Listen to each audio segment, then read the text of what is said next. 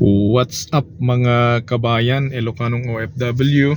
Welcome dito sa Berlumabing Gabaon TV. Sa umagang ito mga kabayan, pag-uusapan natin kung gaano nga ba kahalaga ang disiplina sa ating buhay upang ang ating negosyo, ang ating tinatangkilik, ang ating pamilya at ang relasyon natin sa Diyos ay ating mapangalagaan.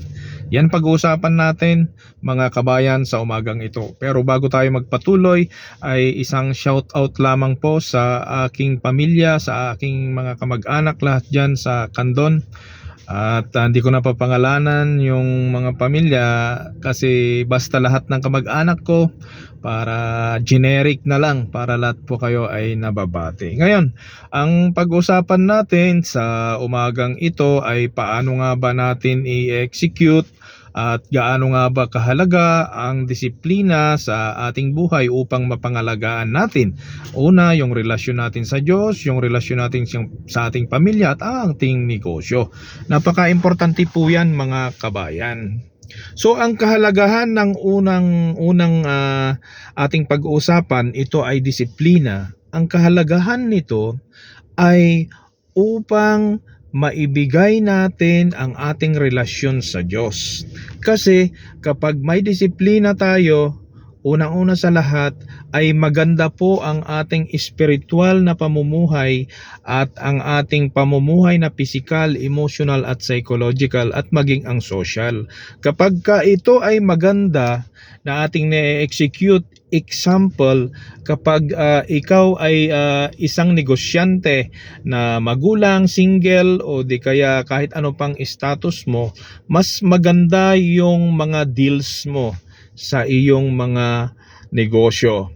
Tulad halimbawa ng sales, ayan, yung sa pangongolekta ng pera, ayan. Kapag maganda po yung relasyon mo at sa Diyos ay syempre nakikita ng mga tao, madidevelop mo yung magandang harmonious relationship mo sa mga tao. So yan ang unang-unang kahalagahan ng ating relasyon sa Diyos sa pagdidisiplina ng ating sarili.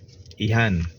Pangalawa ay kapag disiplinado ka ay iyong relasyon sa pamilya mo mas maganda.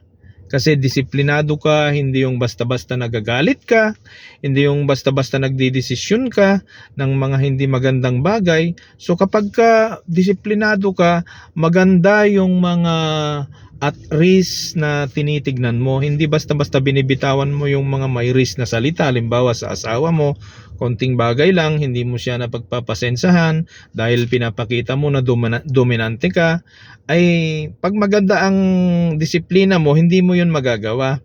Kasi may disiplina ka nga eh. Sa papaano naman ito na-acquire? Siyempre yung disiplina na-acquire din natin. Siyempre sa pananalangin sa Diyos, yung mga tamang pag-iisip, ayan, yung mga siyempre research pa rin at education, yung paghingi ng mga advice ng mga karapat-dapat na tao na mentor natin, yung mga pastors natin, yung mga ministro, pare natin, nakakapagbigay sila ng payo sa iyo, yung kuya mo, yung kapatid mo, o maging yung misis mo minsan, sila yung nakapag-a-advise sa'yo. So, ganun kahalaga ang disiplina. Maganda ang naibibigay mo sa pamilya mo. At yung disiplina, kapag disiplinado ka, maganda ang naibibigay mo na focus sa iyong negosyo. Tulad halimbawa, disiplinado ka sa iyong time management. Pag maganda yung time management mo, maganda ang naipo-focus mo sa iyong negosyo. Yung time management, halimbawa, yung time mo sa pamilya mo, nakamanage yan. Yung time mo sa mga kaibigan mo, nakamanage yan. Yung time mo sa Panginoon, especially. At saka yung time mo sa pang-education mo, nakamanage yan. At higit sa lahat, yung time mo sa pananalangin, devotion, at yung time mo sa pagtulog.